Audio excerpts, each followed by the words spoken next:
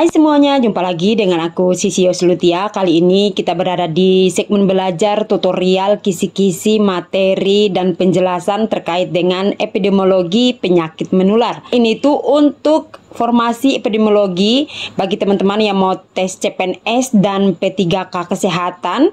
Seperti apa? Disimak ya.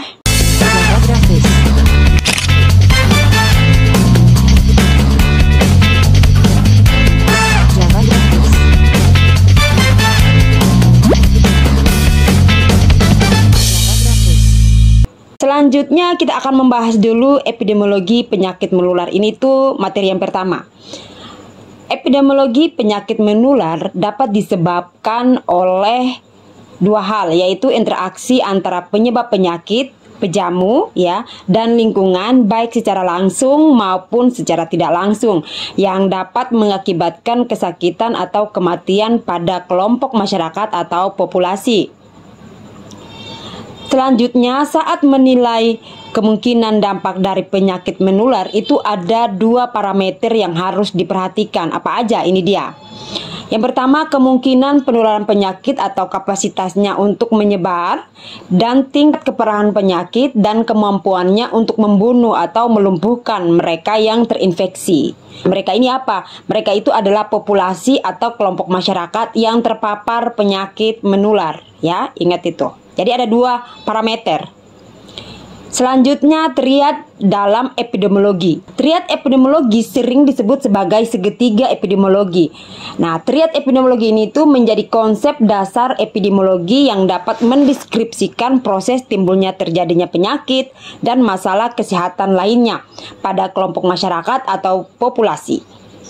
Ini itu juga adanya interaksi antara penyebab penyakit atau agent, pejamu atau host, dan lingkungan atau environment. Yang ketiga itu riwayat alamiah penyakit.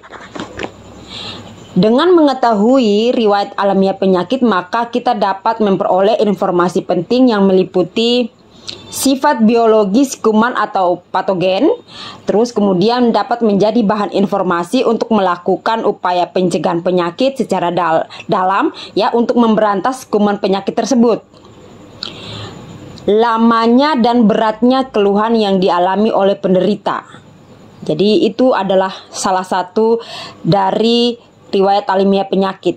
Ini tuh ada 6. Nah, yang ketiga, masa inkubasi atau masa laten atau waktu yang diperlukan selama perjalanan suatu penyakit untuk menyebabkan seseorang itu dia jatuh sakit. Yang keempat, sebagai dasar kelengkapan keluhan yang menjadi bahan informasi untuk melakukan penegakan diagnosis. Sebagai dasar untuk menentukan proses kejadian penyakit menurut musim, kapan penyakit itu lebih sering kejadiannya. Nah, yang terakhir, yang keenam, sebagai dasar untuk menentukan lokasi geografis serangan penyakit sehingga dapat dengan mudah dideteksi lokasi kejadian penyakit. Nah, yang keempat itu jenis penularan atau transmisi. Di sini ya, penyakit infeksi itu dapat ditularkan kepada manusia yang sensitif melalui beberapa cara yang sering disebut dengan mode of transmission, baik yang secara langsung maupun tidak langsung.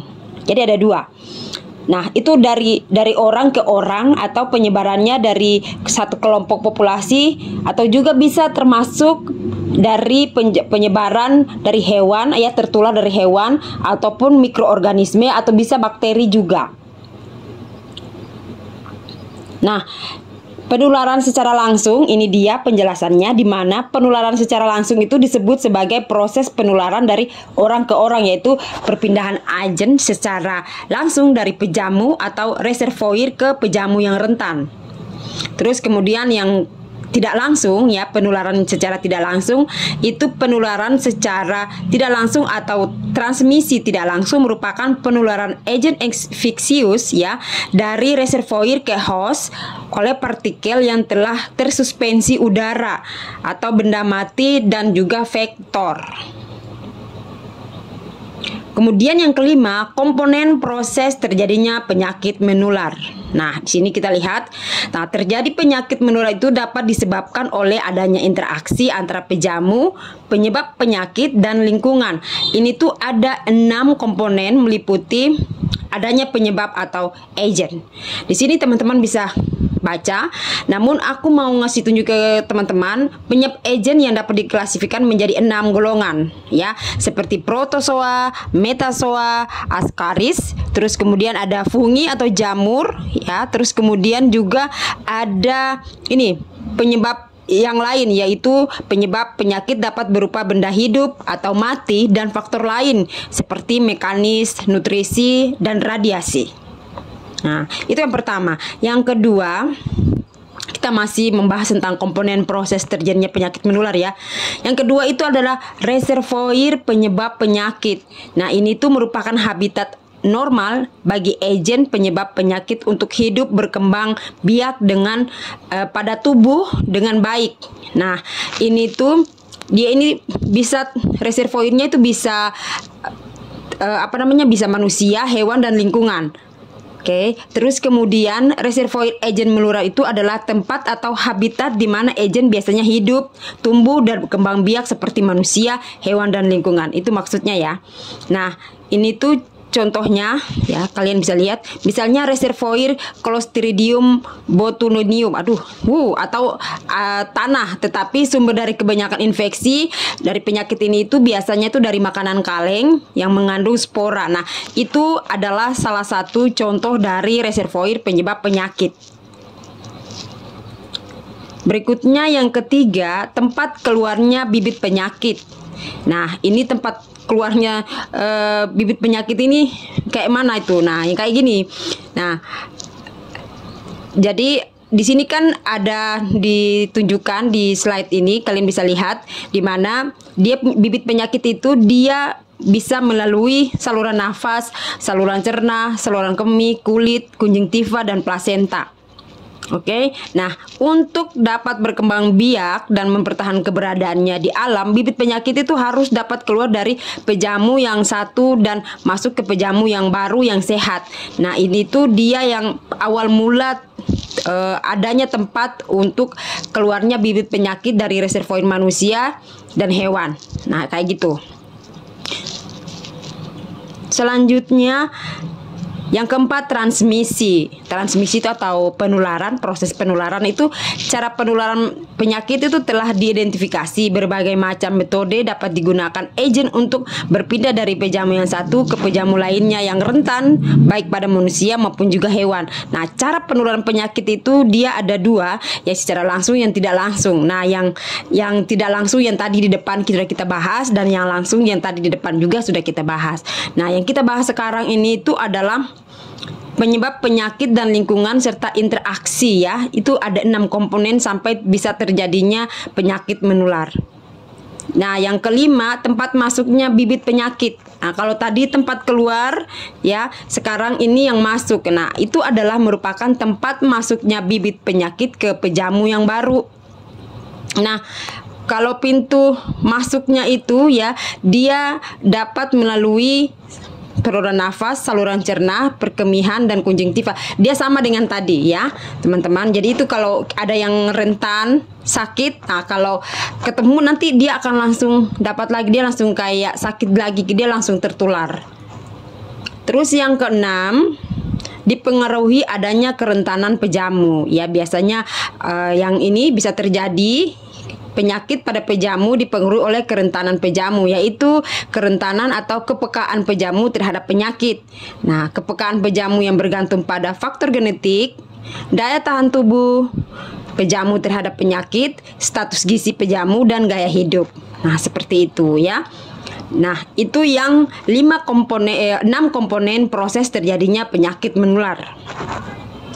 Selanjutnya, gimana sih upaya pencegahannya? Nah, upaya pencegahan penyakit itu dia ada 4 tingkat ya, ada 4 tingkat pencegahan. Kalian harus lihat ini. Yang pertama, pencegahan primordial.